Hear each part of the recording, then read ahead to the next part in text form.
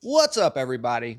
I better put something up over here before they just shut the channel off. I'm not sure how that works, but I still like the idea of the rando chat, just random articles of science, history, archaeology, art and architecture, technology. And really, it's what the news would be if the news wasn't ran by evil archons that want to feed off of your bad energy. First up, we got some archaeology. Rare Temple era genie seal discovered in Jerusalem. Now, this is a seal where you drip wax on a letter and then imprint this on there. Then the person you're sending it to knows the messenger hasn't opened it. It's inscribed with the name Yehoezer in a Paleo Hebrew script, backwards, of course. And they say this is an extremely rare and unusual discovery. This is the first time that a winged, quote, genie, a protective magical figure, has been found in Israel archaeology. Well, yeah, if this is First Temple period, then you're not supposed to have any graven images, right? And it looks exactly like what all the Sumerians have all over their walls. The Paleo Hebrew inscription was, quote, done in a sloppy manner, unlike the careful engraving of the demon, indicating it could have been Yehoezer himself who engraved the names on the object. Now, they keep referring to this figure as a genie or a demon, but when Yahweh instructed Moses on building the tabernacle, he instructed him to make the inner curtains and decorate them with these human figures, and even the Ark of the Covenant has the winged cherubim on top. Inside of the Holy of Holies, they had two gold winged figures whose wings spanned the whole width of the temple. But if this is First Temple period, you're not supposed to have any graven images. And they say the owner chose a demon to be the insignia of his personal seal, showing that he belonged to the broader cultural context, just like the people today in the Holy Land see themselves as part of Western culture. The dual nature of this artifact shows the extent of Syrian culture's influence in our region, especially Jerusalem. Now for a little scientism, which is way different than science. Researchers succeed for the first time in accurately dating a 7,000-year-old prehistoric settlement using cosmic rays. Determining the age of finds from prehistoric times has only been possible for a few decades. Conjecture. Two methods are used for this: dendrochronology, which is tree rings, and radiocarbon dating, which you should see Kent Hovind's video on, where he sent one object in and got three drastically different dates. But with these two methods, dating to the year has previously not been possible, where those methods had this settlement between 5328 and 5140 BC. But now the researchers have made use of high energy particles from space, which can be reliably dated to 5259 BC. So they've used the hocus and pocus method, then went the abracadabra route, and then congratulated themselves on their accuracy.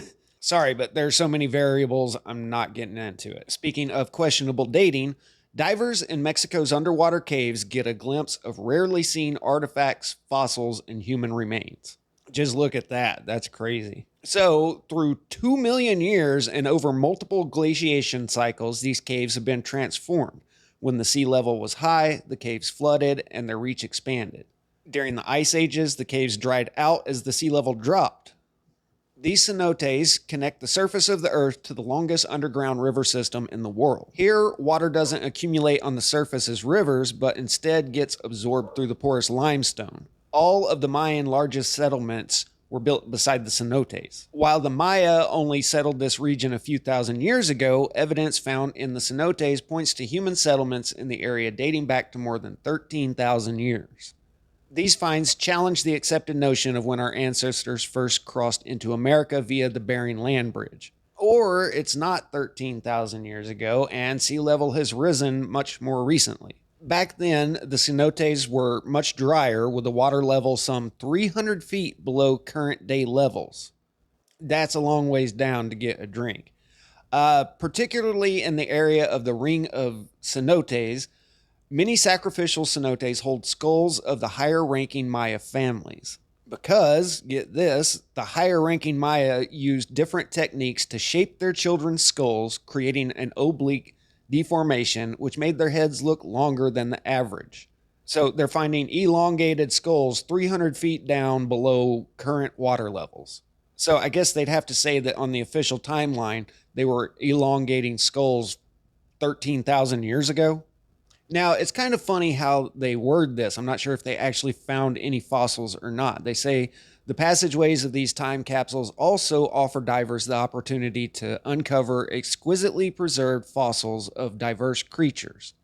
And then they go on this big long explanation saying that megafauna had to migrate after the Chicxulub impact event.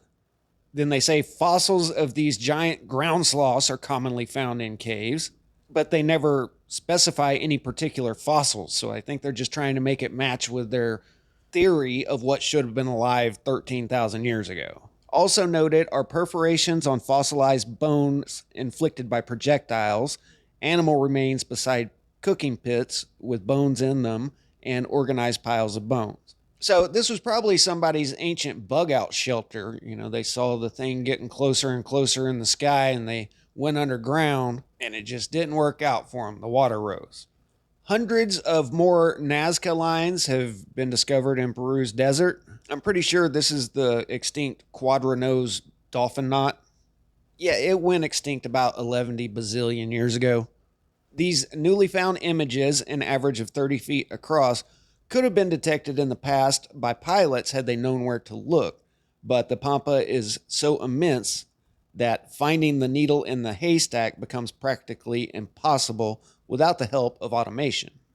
To identify the new geoglyphs, the investigators used an application capable of discerning the faintest outline from aerial photographs. The AI was able to eliminate 98% of the imagery.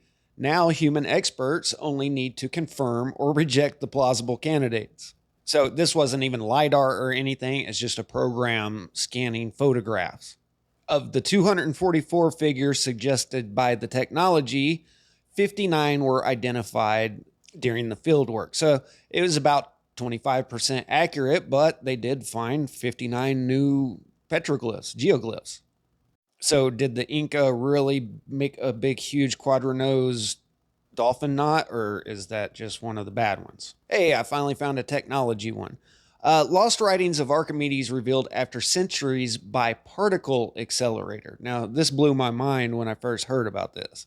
Archimedes left a legacy of writings that had been thought to be lost to time. Much of his work only survived through copies and translations by scribes, and one of these was a manuscript which by the 12th century a monk had overwritten and repurposed as a book of prayers. To discover the writings of Archimedes, scientists used the Stanford Linear Accelerator Center to reveal the iron content of the ink written under the monk's prayers. The method used focus X-rays, which are created by electrons traveling near the speed of light, causing the iron in the ink to fluoresce, lighting up Archimedes' writings. It's been slow going, though. Work on the manuscript started 2 decades ago in 2004. The method has already unveiled 3 pages that had been previously unread, but the remaining sections could take another 4 years to decipher. So there's also a bunch of burned scrolls from the Pompeii eruption, and I read an article a few years ago about how they said that they could probably decipher this using a particle accelerator, but no scholars wanted that to happen. They wouldn't release it to even let them try. So they not wanting you to read the actual stuff from back in the day. They wouldn't be hiding anything, would they? All right, guys. That's been another Rando Chat. I hope you guys enjoyed it. I'll catch you on the next one. Static out.